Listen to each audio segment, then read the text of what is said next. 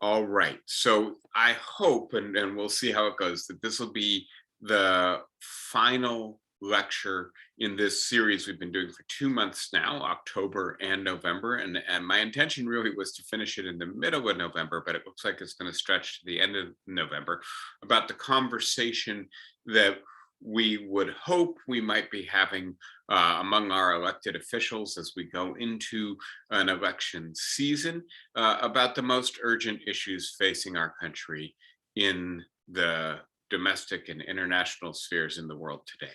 And we've talked a lot about domestic politics, and then over the last few weeks, we've interspersed international issues as well. When I say interspersed, obviously the elections occurred, and so we spent a week and a half, I think, talking about the results. I don't have any more analysis. The results continue to trickle in, but nothing dramatically has changed, I don't believe, since we last spoke. So let me then try to get into the topic that we've been talking about intermittently for a few weeks now.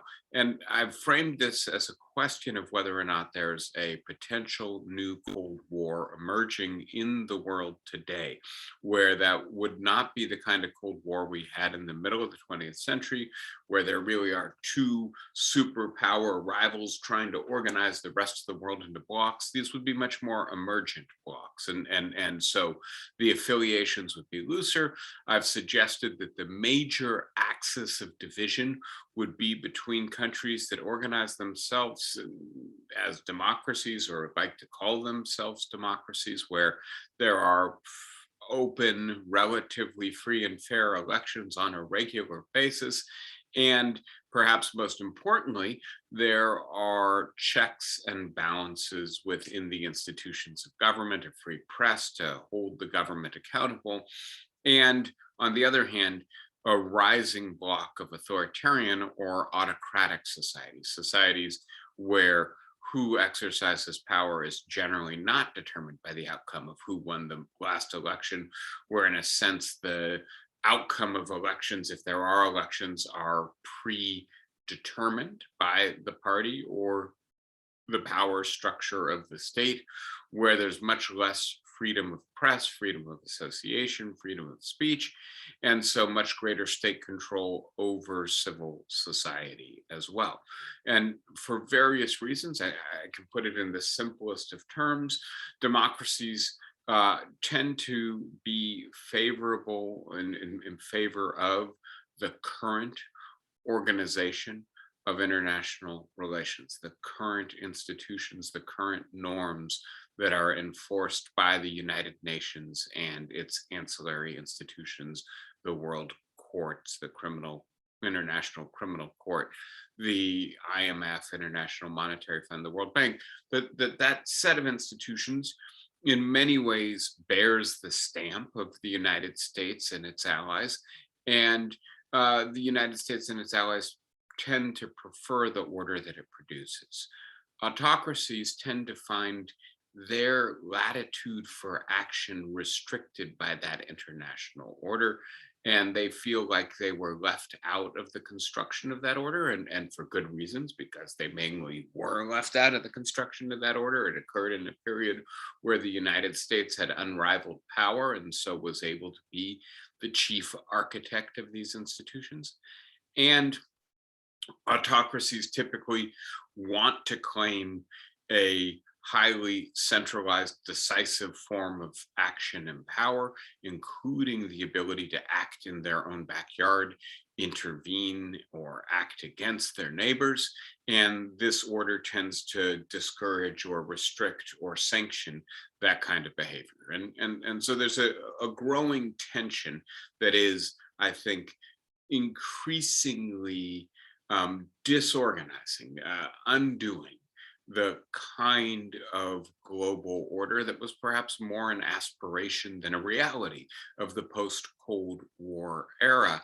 But nevertheless, the aspiration had some normative content and force to it and did restrict the actions of countries. This order seems to be increasingly falling apart. And the clearest example of this would be the Russian invasion of the Ukraine, which we've talked a fair bit about. I won't talk more about that today, but the idea that it's not only an assault on the Ukrainian people, doing devastating, brutal harm to them, but also an assault on the international global order. So, having said that, then the question is, if a new international era of power politics and rivalry, a new kind of Cold War is emerging, and if it is disorganizing the limited kind of international order that we have, what will this mean for a whole range of issues on which international cooperation is absolutely essential? Climate change is the clearest of these issues because it presents the most immediate existential threat, and because failure of coordinated action is an absolute deal breaker for being able to manage climate change.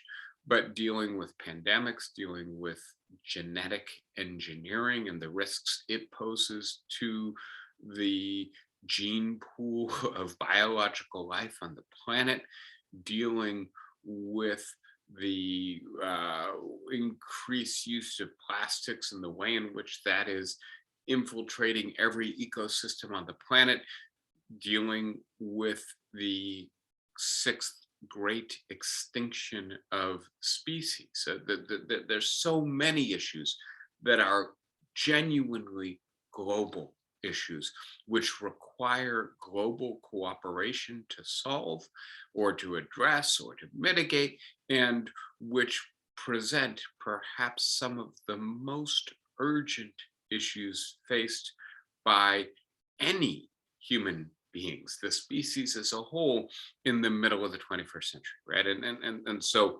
we desperately need to build the capacity to cope with these issues, to manage them, to mitigate, to prevent the worst case scenarios from being realized. And how do we do that in an era of increased tension, increased animosity, increased nationalism and aggression? And here I want to suggest that there are no easy solutions, no easy answers, but that it is absolutely imperative that the growing rivalry with China and Russia and Iran, and I'm sure we could add, right, other countries to the list very quickly if we wanted to. I'm just signaling at those to illustrate that we not focus our energy exclusively on containing or confronting our rivals, but also on the urgent need to be cooperating with them. And we let that need also influence our foreign policy. So I'm going to try to conclude these lectures today. We've talked a fair bit about Russia. We were in the middle of talking about China. We've talked about this autocratic expansion framework for thinking about international relations in the third decade of the 21st century. And then I want to today, in addition to completing the conversation about China, talk a little bit about the war on terror.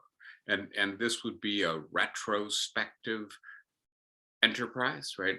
I'm not doing it. We did it together in August, the 20th anniversary of the war on terror, and the apparent ending of that phase or era in American foreign policy with the withdrawal from Afghanistan. I don't want to do a detailed examination of the history so much as to try to indicate the lessons that thinking through the war on terror might have for us in the 2020s and the middle of the 21st century. Then review the literature on the vulnerability of the world in light of the sheer bulk and the technological impact of the human species on it, and spend a little bit of time on the recently concluded Conference of the Participants organized by the United Nations to address global climate change in Egypt. The 27th such conference concluded a few weeks ago, and then talk about how we might uh, recalibrate foreign policy in light of what we learned. So, very quickly, the autocratic expansion framework suggests that over the last 15 years, autocracy has been on the ascendancy, that more countries are moving in an autocratic direction, fewer in a democratic direction, and that the autocratic societies have a leader increasingly in China in terms of its economic and military power, in terms of the model of an alternative to democracy that it represents, in terms of an alternative model of legitimacy. And that the autocratic societies, as they grow in number, in strength, and in confidence, are increasingly challenging the global order that was constructed primarily by its more democratic rivals. That's the overall framework. We've talked about the impetus for the growth of autocracy having two dimensions to it at least. One of them being more cultural, a sense that Western commercial culture is viral in the way that we say it these days, that it knows no boundaries, it spreads rapidly. Where it spreads, it tends to threaten to destabilize traditional culture. That, for instance, what we're seeing in Iran right now, with a major protest movement anchored by young women and girls, all in their 20s and teens, who are taking to the streets in tremendous acts of courage, given the brutality of the state repressive response to these protests, right?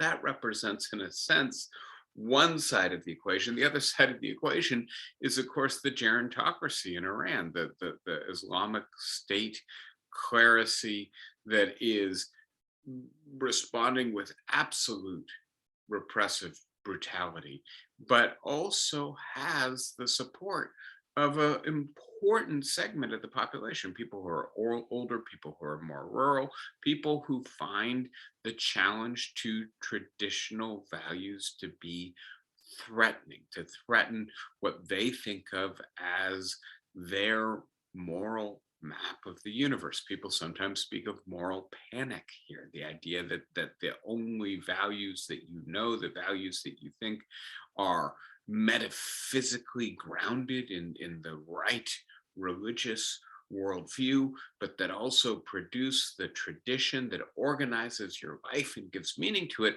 are being rapidly discarded by younger people and corroded by cultural forces that originate outside of your country. That this gives rise for a demand for authority, for strong leadership, to reimpose the tradition that is no longer being organically produced by the voluntary choices of individuals. Use the power of the state to make people participate in traditional gender roles, traditional, right, sexual identities, to reproduce the religion of their parents, etc. The things that tend to not occur spontaneously nearly as readily in the 21st century as they have in centuries past. That we turn to authoritarian leaders to do this for us is a domestic phenomenon in places like the United States, but it's an even more powerful international phenomenon in places like Iran and Russia, and increasingly China. This is one of the, I want to say, sources of the autocratic expansion of the 21st century. I think another source, and again, just to review briefly, is the unfairness of the international order that the West has constructed, and a sense that the effort to export democracy to the rest of the world has really been camouflage for an effort to repatriate the resources of the world back to the developed Western economies that least need the wealth, right? And so we've talked about the maldistribution of wealth at a global level, with the United States and Europe controlling more than half, approaching 2/3 of the world's wealth, despite having a much smaller fraction of the world's population. Those same countries, for the same reason, being responsible for the vast majority of greenhouse gas emissions currently in our stratosphere, and yet in the best position to weather the damage that climate change is causing. The poorer countries in the world having contributed far less, and yet being impacted much more directly by global heating. And that this is reflected in the absence of legitimacy of international institutions, in the sense that those institutions that promote democracy are really just doing the dirty work of Western countries. This is where we left off last week. We were talking about the fundamental basis for the growth of Chinese power being in the growth of the Chinese economy. The Chinese economy is now the second largest economy in the world, and well on its way to being the largest economy in the world. That will happen within decades. It will happen in the middle of this century. And the willingness, the commitment of the Chinese to translate that economic power into military power is increasingly clear under the leadership of Xi Jinping, who just got an unprecedented third term as both leader of the party and therefore president of the state. I am getting some background noise, and I can't tell. Amy, are you still on? Because I'm not able. Yeah, I'll mute them. Yeah, for some reason I'm not able to mute. It looks like iPhone 2. I don't know what that is. So thank you, Amy. And let me then just refresh our memories from last week, right? The third Communist Party, I'm sorry, the 20th Communist Party Congress occurred last month in Beijing and appointed Xi to his third term. There are all the indices, all the indications that this is increasingly personalistic autocracy, that there's no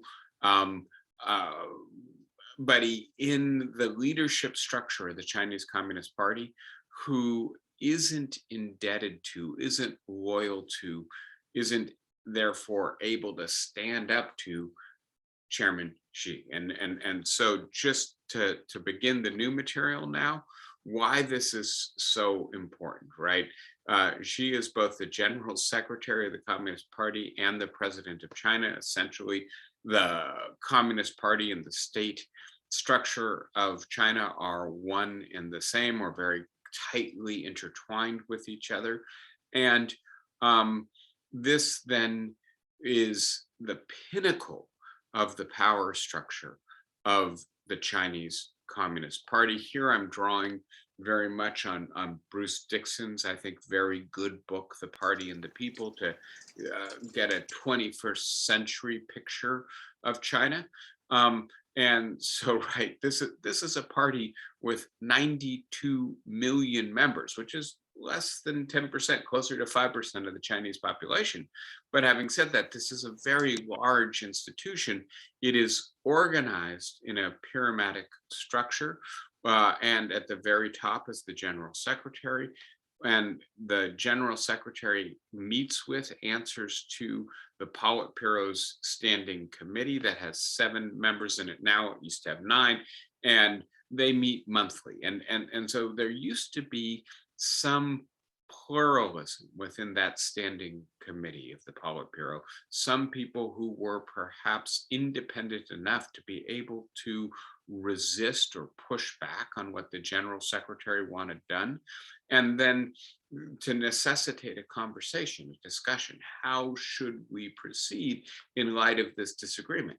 And what appears to have happened over the 10 plus years now of General Secretary Xi Jinping's tenure is that he has basically reconstituted the entire Politburo, most of the Central Committee, right, going further and further down the power structure to be populated exclusively by his loyalists. And to get a sense of why the Communist Party is so important to understanding the power structure of China, both the state and the society, even the culture, well, one place to start would be to note that the Chinese state, technically speaking, does not have a military, does not have an army. That the People's Army is the army of the Communist Party,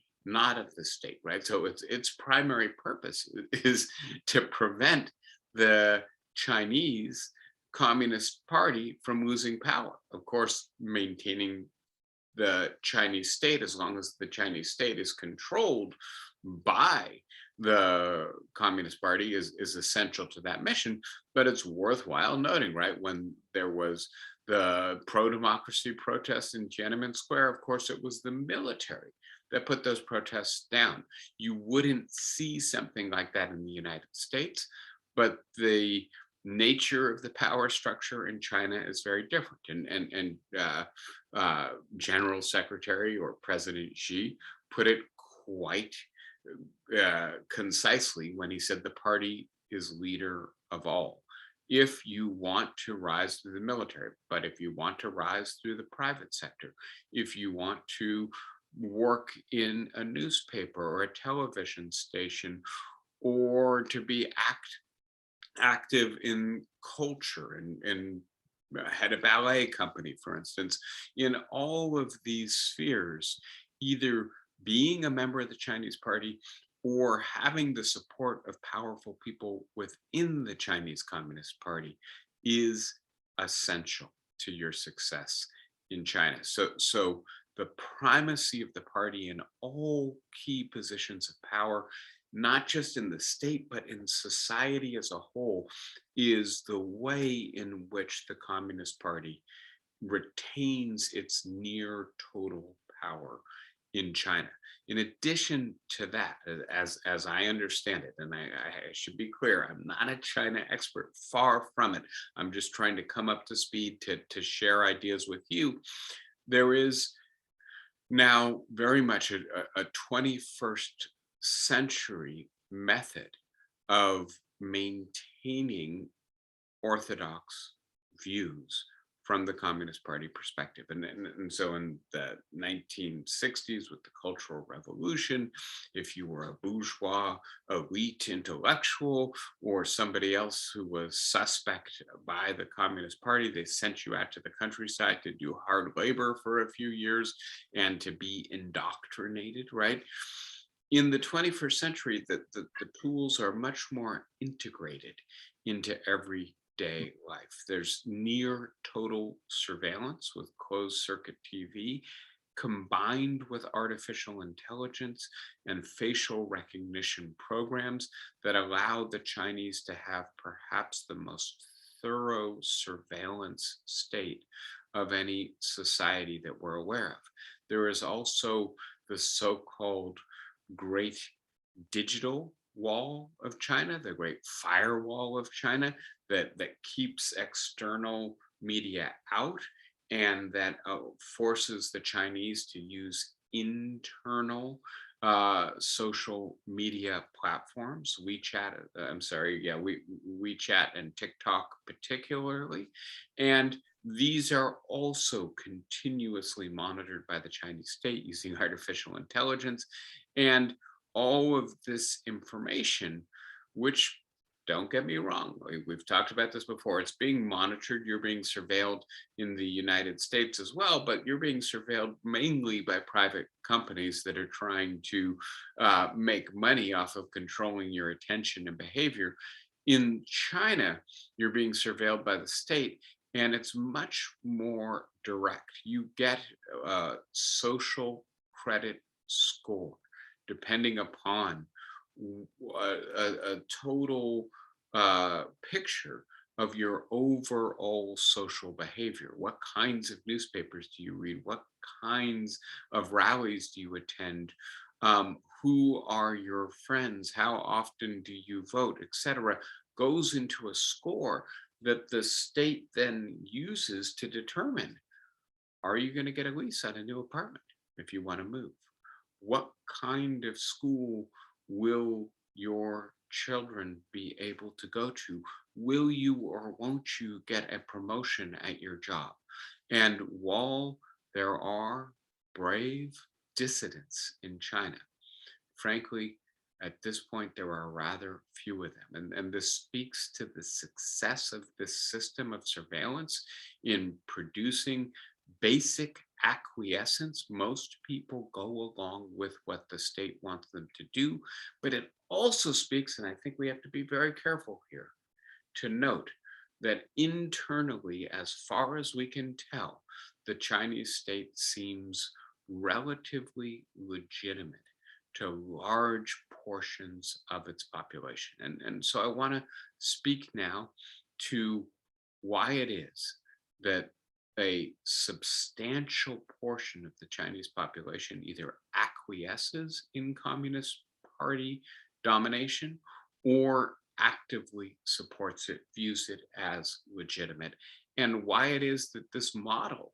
of government is increasingly popular in other places in the world. If we don't understand that, then we're not in a good position to determine how we should relate to the Chinese. To what degree should we view them as akin to Vladimir Putin? And I've been very critical of Putin's brand of authoritarianism, which I think is highly repressive and generally not regarded as very legitimate by a substantial portion of his population. I don't think the same is true for the Chinese. And so understanding that is extremely important.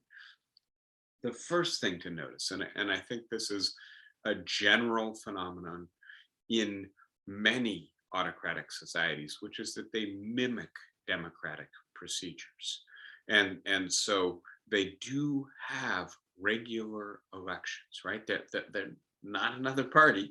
There's not a genuine contest between competing ideologies and candidates. If there's any choice, it's within the party.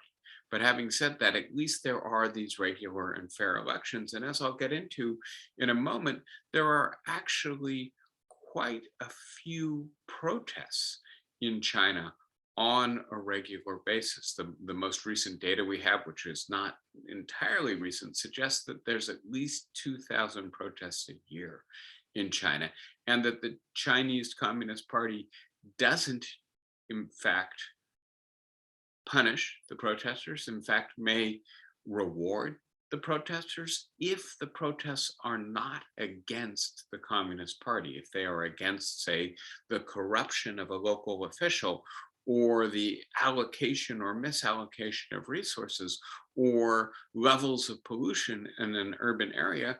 The Communist Party actually tries to be responsive to these protests. And so when I say there's a mimicking of democratic procedures, it's not just the show of going through elections when they don't actually determine anything. There is some responsiveness, and so I think that's important to see. And then the other aspect of this, which is in one way specifically Chinese, and in another way I think part of a more general model, is this emphasis on competence. And so for around 30 years now, the Chinese Communist Party has been administering relatively high stake tests, or having universities and civil service agencies within the state administer these tests. And these tests determine who gets into what school, who gets what job, and they are re-administered over time to determine who gets a promotion, along with performance reviews, right? And so most of the entry level positions in the Communist Party are in the provinces, are in relatively small municipalities or towns. And if the person who gets that position has produced sufficient economic growth, reduced pollution, encouraged people to have habits that make their children or themselves healthy, etc. Right? There's a metric of competence in which leaders are evaluated. They are promoted or they rise. And so the sense that this system rewards competence, I think, is very important to its claim to legitimacy. And of course, this system has produced one of the most miraculous economic transformations in human history. It has to, again, be emphasized that 40 years ago, 95% of the Chinese population was living on $1 a day or less. Today, that's less than 5% of the Chinese population living on that amount. So complete, thoroughgoing economic transformation that is largely responsible for the equalization of the distribution of wealth on a planetary scale. The Chinese have modernized their economy and produced greater economic security, longer lifespans, adequate nutrition, access to medicine, increasing access to a range of modern commodities, urbanization, and all of this at a pace and scale that frankly would have appeared impossible prior to it happening. And so the idea that the Communist Party promotes competence is not just an ideology or a governance structure, it's also there in a really important and tangible material outcome that the Chinese Communist Party has brought about in the last 40 years. When I say there's an aspect of this that is specifically Chinese, what I'm emphasizing is this so-called Neo-Confucian revival. And here I think it's really important to emphasize that the Communist Party under Mao, right? So the Communist Party, when it originally came to power in China, saw itself as a revolutionary, anti-traditional, modernizing force that was indebted almost exclusively to Marxist, Leninist, Maoist ideas, right? And that with this movement to greater emphasis on competence, on economic modernization, the Chinese Communist Party has reasserted the continuity with traditional Chinese values, especially a Confucian emphasis on the value of education and the accountability of elites or leaders to the people whose good they must serve. And so the idea of meritocracy has dovetailed with this Neo-Confucian revival in China. And all of this then makes for a Chinese model of autocracy that I would suggest is both much more legitimate. I think that the Russian model at best produces acquiescence, passive obedience, as I called it when I was talking about the limits of the Russian ability to mobilize its population to fight the war in the Ukraine. There was an average Russian man wants nothing to do with that war, right? And it's showing on the ground. I think there's a much greater capacity to tap into nationalism, patriotism in China because the Chinese state is perceived to be more legitimate, in part because it delivers the goods, in part because it's a little bit more responsive, in part because of the way in which it has managed to articulate more traditional values as dovetailing with the operation of the state. So I'm going to stop there with China. I'm happy to take any questions. Why don't I just stop for a second and see, do you have questions or thoughts before I push on away from China? Not, oh yeah, go ahead. Is that Marion? You'll have to unmute yourself. Sorry. Yeah, it makes me wonder about Taiwan. Some of the things that have been happening in China that are good in terms of healthcare, in terms of education, in terms of quality of leadership. How does Taiwan compare? I know they want their independence and they want to be politically different. What's happening socially in Taiwan in those areas where China has made progress? So I'm not in a great position to give you a lot of information about Taiwan, Marion. I did not do independent research into that for today's lecture. But my sense, and I don't know if anybody can correct me, is that Taiwan has done very well economically in the period in which it's been independent from China. It is, among other things, one of the leading chip manufacturers in the world. It has much more a democracy, right? And so it has relatively open elections and they actually matter. There are parties that have different positions with regards to China, et cetera.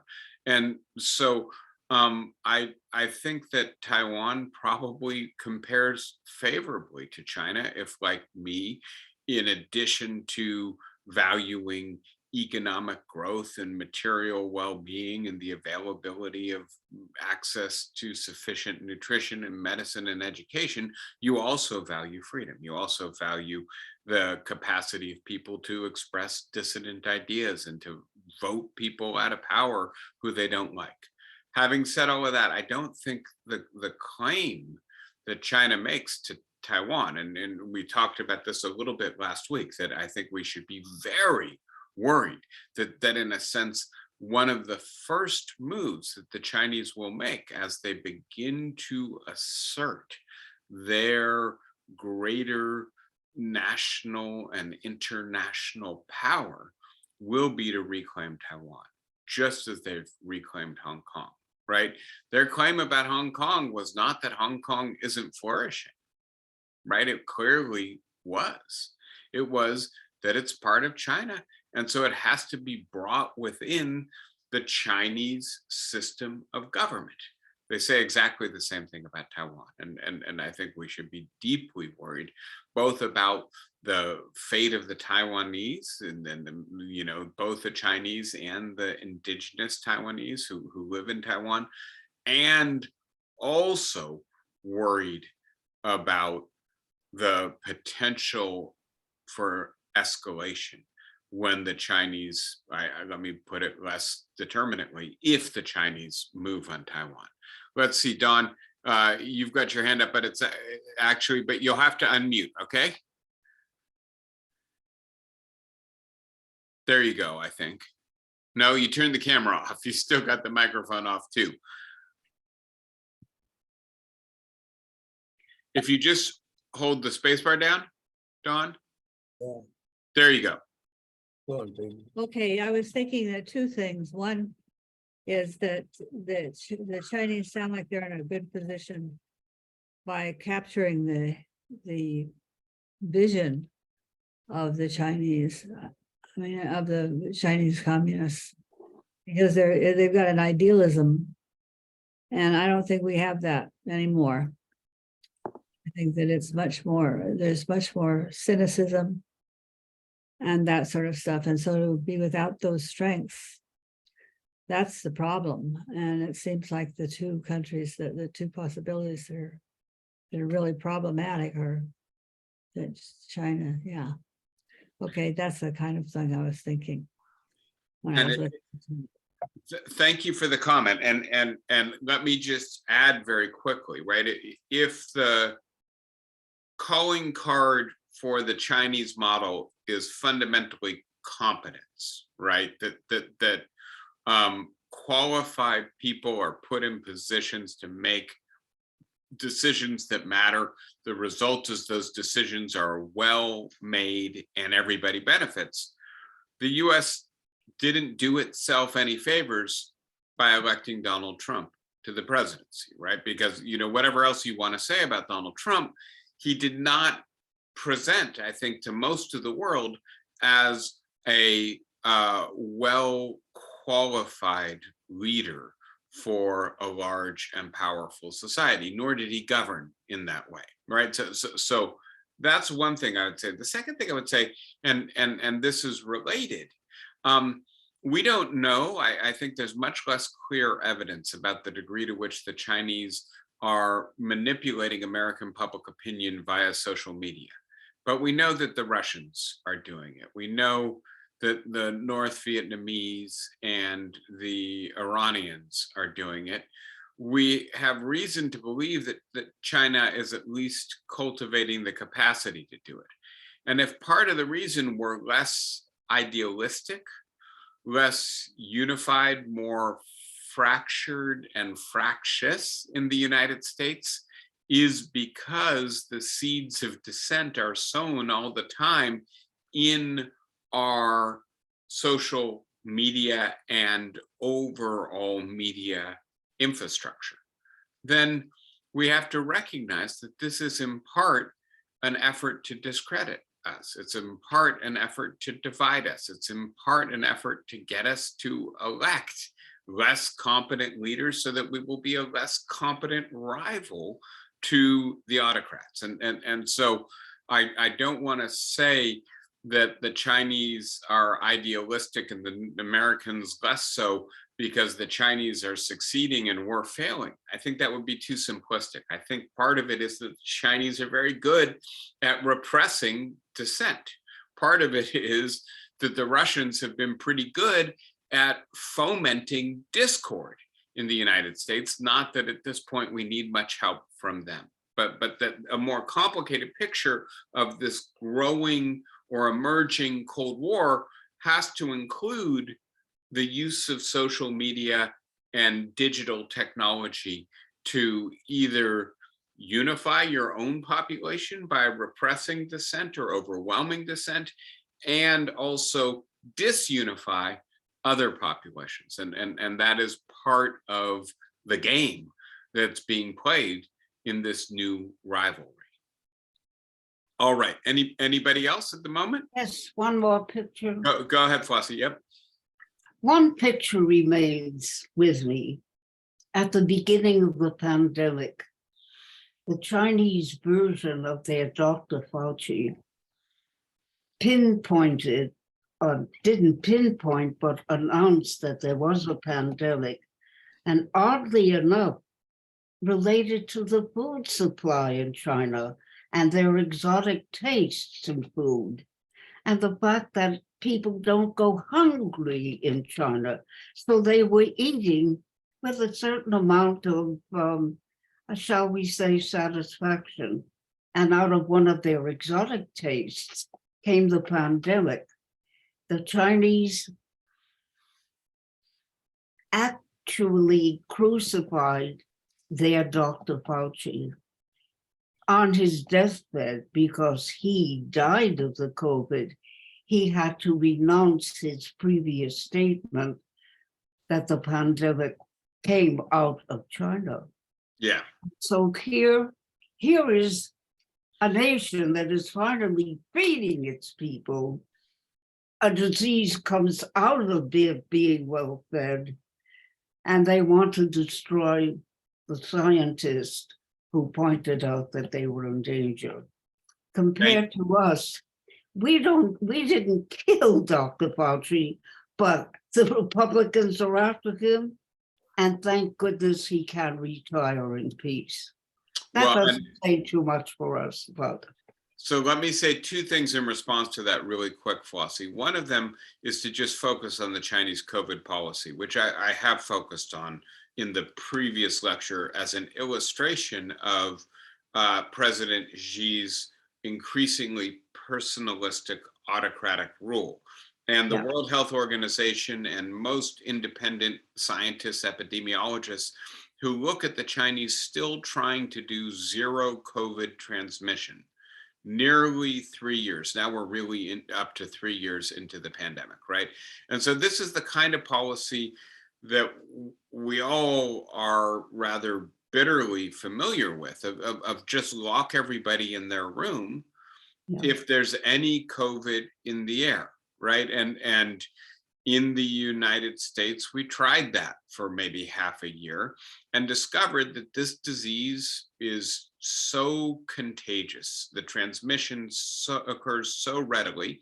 And of course, our civilization, like any civilization, is built on contact. You gotta be in contact with people to eat, to shop, to work, etc. Right? And so the Chinese, the fact that the Chinese have maintained after we have inoculation, we have an effective vaccine, after we have effective medical treatment, after we have a much better sense of who the most vulnerable people are and how to protect them, right?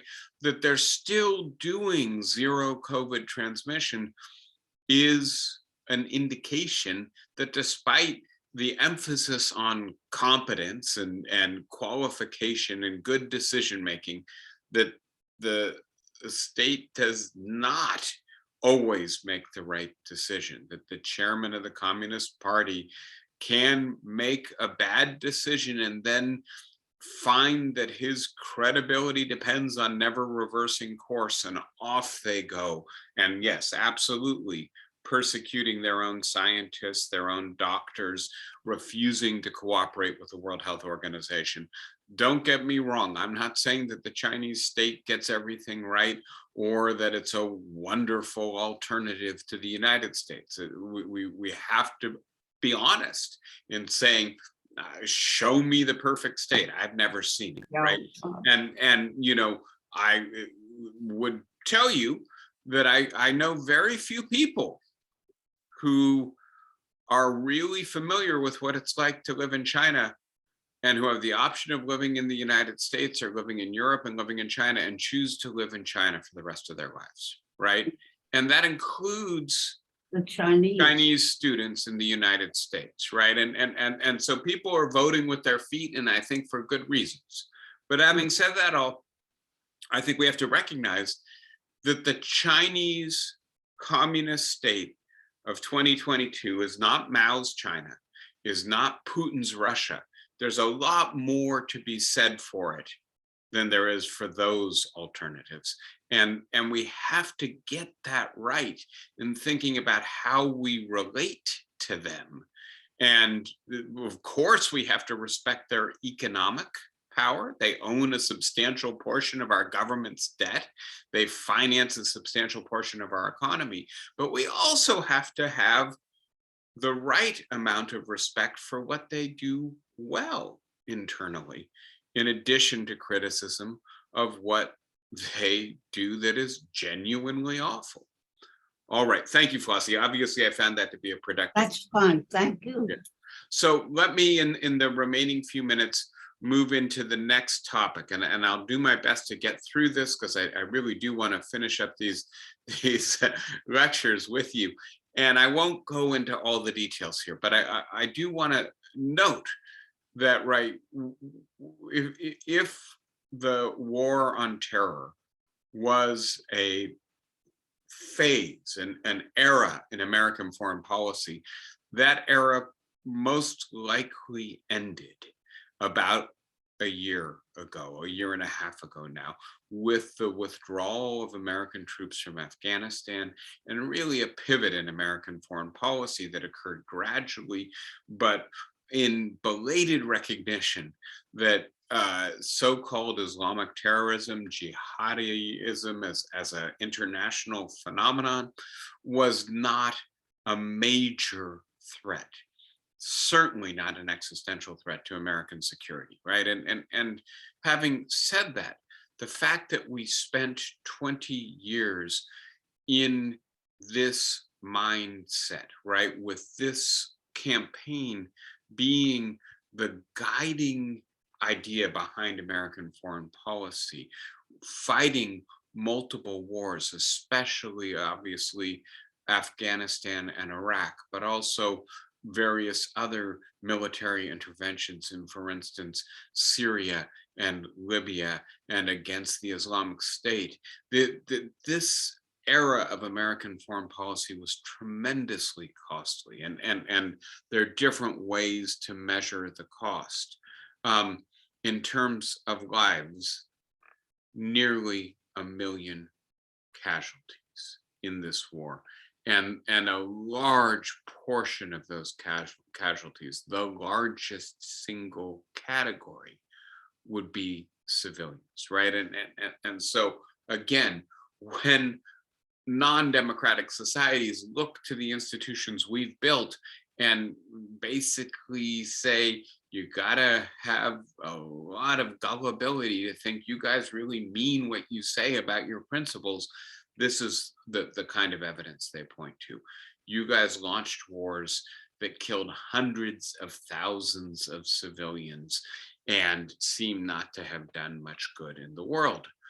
You then look at the amount of money that we spent. That's $8 trillion. To put that in perspective, what we spend total domestic expenditures in an annual federal government budget, less than $500 billion, right?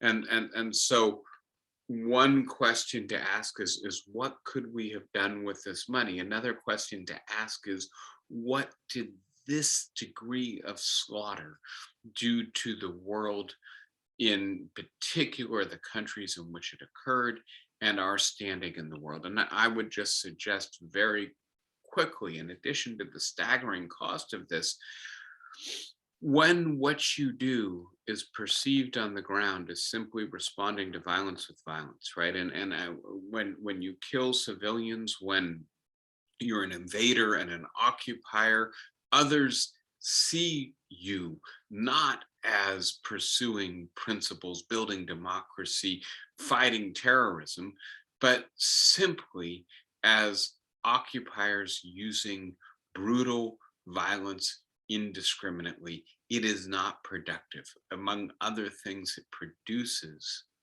more terrorism, more animosity, more violence, right? And so recognizing that the war on terror was costly, destructive, and in many respects counterproductive, I think the question we have to ask is, why? Why did we fall into the trap of a 20-year detour in our foreign policy that distracted us from building international institutions that might have helped us in coping with climate change, that might have increased as opposed to diminishing our credibility and the attractiveness of our leadership and system of government elsewhere in the world?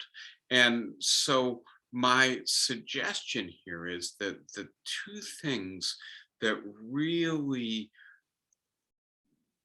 guided our foreign policy into these tracks, one of them was the holdover of the Cold War and the idea that we had been used to a bipolar world, us and them, where they are a unified bloc that opposes us, and that obviously with the collapse of the Soviet Union, the falling apart of the Eastern Bloc, the conversion of many of the former countries that had been in the communist bloc into democracies and market economies, integration into NATO and the European Union in the case of some of the European societies. But the idea that we no longer had that organizing framework, and here was an alternative bipolar framework in which we could reintegrate the world into us and them, was too clean a fit for the way in which our foreign policy establishment was prepared to view the world, too clean a fit with the way in which our military establishment was organized to conduct itself in the world, to resist. And so that's one thing we need to learn from this episode in American foreign policy, is to resist the pull of bipolar thinking, that we need to be much more multipolar. Yes, China is going to be a rival. Yes, Russia is going to be a rival in certain respects, in certain regions, but don't think that they form a unitary bloc, because that is a mistake. The second thing I think that we really failed to overcome in our foreign policy over the last 20 years was the tendency to view the world only from your vantage and not to see the way you appear to others. And in particular, the treatment of jihadi terrorism as purely evil. And in a sense, people who are beheading people, people who are imposing archaic, brutal gender norms on half their population, people who are blowing up your buildings and attacking the transportation infrastructure of your allies, it's very easy to view them as evil. And perhaps the people who actually engaged in those activities are awful, irredeemable. But having said that, to generalize then across whole areas of the world, to say that they represent, the terrorists represent radical Islamic thinking throughout the world, is to fall into the trap of dividing the world into friend and enemy, right? That they're the people who are with us and the people who are against us. It's black and white, it's clean cut, it's us and them. And this obviously amplifies bipolar thinking, but I think it's distinct from bipolar thinking. The failure to see that from the point of view of the people of Iraq and Afghanistan and Libya and Syria, we were in many ways worse than the people who were our enemies, that we were doing as much damage, that we were occupying them, that our motives certainly did not appear to be pure or on the side of the right. That doesn't mean that that's an accurate perspective on the United States, but if it is the perspective of the people we're interacting with, we have to take it seriously and figure out how it changes the context in which we're trying to act. And so, having said all of that, as I say, I don't want to focus purely retrospectively. My main reason for thinking about the end of the war on terror is much more prospective. And here I want to say, yes, we're entering a period in which we will have increasingly powerful rivals in the world. But having said that, to view them as purely our rivals, as purely our enemies, in the way that we viewed the Soviet Union, in the way that we viewed Islamic fundamentalism as forces to be contained and combated, is not going to work in the middle of the 21st century. We are too interconnected, and we desperately need to be able to cooperate with China, with India, with Pakistan, with Iran in order to solve our problems. We need to be able to cooperate with Russia, not as allies, not as partners, not as friends, but as countries that have interests that bring us together, that require our joint action. And so this requires a very different framework for viewing the world, not as us, them, two poles, two blocks, but much more as limited rivals with whom, in addition to pursuing our interests and trying to counter them when they pursue interests that are adverse to our interests, groups, countries, people we need to cooperate with, we need to be able to work with. An essential lesson on the war of terror is it no longer works to divide the world cleanly, neatly into friend and enemy. Let me stop there and open things up for discussion again. do you have comments or thoughts at this point?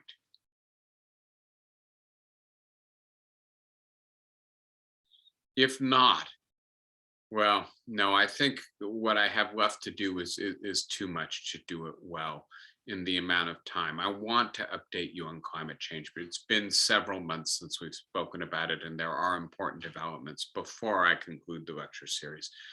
Anybody have thoughts about the war on terror and the reasons we fell into this mindset, and how urgent it is that we resist the mindset of bipolar friend-enemy thinking in the 21st century? Go ahead, Anne. Yeah, I just wanted to thank you. I think for me, you really clarified the difference now, the way we have to rethink from a one-sided. I mean, it's just two people or two entities into this multi-faceted way of thinking, that some of these entities have things that we need to deal with them, and we don't, but it doesn't mean that we completely approve of them. Yeah, excellent, Anna. And I'll tell you, this is a liability of a major power. I've lived for a little while. I was a visiting scholar in the Netherlands, and the Dutch don't think this way, right? Because they're too small, right? That they don't have the power to just see the world from their point of view.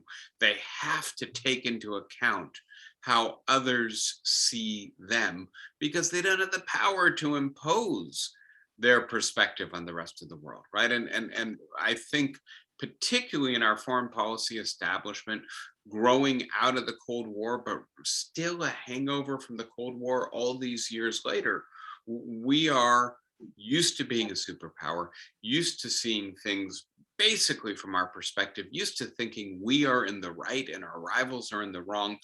And it really is going to handicap our foreign policy if we continue thinking in those terms in the 2020s and going forward. Barbara, go ahead. Barbara, you're still muted. Yay, okay, good.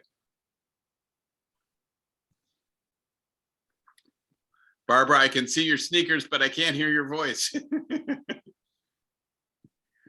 So you can either hold a space bar down or hit that little microphone icon in the bottom left of your screen.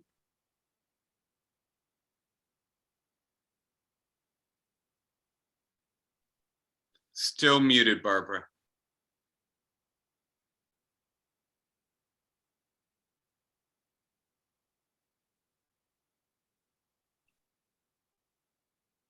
Barbara, I'm sorry. There we go. I think Okay, I good. finally found something. Okay, good. I'm using an iPad and for the first time, and I'm so where is my face? Never mind my face. I'm thinking about our push to be multi-diverse in our businesses and our schools and institutions and in our living spaces, and that's on a local level and national level. But if we can expand our thinking to say we want to embrace ideas from these other countries, some of which we consider our enemies, that might be another frame for considering. It goes back to a simpler thing as, women need to have something to do with how cars are designed, because women drive a lot of cars. This goes back 20, 30 years in my lifetime where women's points of view about cars were first being considered. And therefore women need to work in the automobile industry and designing. Thank you, Barbara. Thank you, Barbara. And I'm going to ask you to mute. Again, I know it was a struggle to unmute, but now it's echoing. Okay, good, thank you. And I'm just going to add, and I'll talk a little bit about a course that I've got a grant to develop for a couple years from now at Sarah Lawrence. And it's a course on environmental ethics and particularly on global climate change. And one of the things that I'm working on with this course is the idea that Western ethical traditions don't equip us very well for thinking about our relationship to nature as an intrinsically ethical issue, whereas various non-Western and indigenous traditions are much better at equipping us to think that way. And so, yes, part of the problem with being the big kid on the block, the bully in international relations, is you don't have to see anything from any other perspective but yours. We would be really well served. And note, right, that increasingly Western societies, it's funny, I don't know if you're watching the World Cup or not. I was watching Denmark versus France a little bit before we came together. And I was thinking, you know, the French players, there are a lot of Africans, North Africans, maybe even somebody from Latin America, right? These are people who probably play club soccer in France and then become French or from former French colonies. And the French team had very few traditionally French people on it. The Danes, they're all, you know, traditional Nordic Danes. But having said that, increasingly, domestically, we are as diverse as the world is, or at least we have a much greater level of diversity. And so, yes, the same habits that help us coping with domestic diversity will also help us in international relations if we can learn the habit of seeing things from multiple perspectives and not just from the dominant perspective of our own national interest, narrowly conceived. All right, anybody else for today? I hope you guys had wonderful Thanksgiving holidays and that you'll continue to take care of yourself. And we will wrap this up, I promise, next week, and we'll be on to new topics to be announced soon. Take care, everybody. Be well, be safe, and see you next week. Thanks. Bye-bye.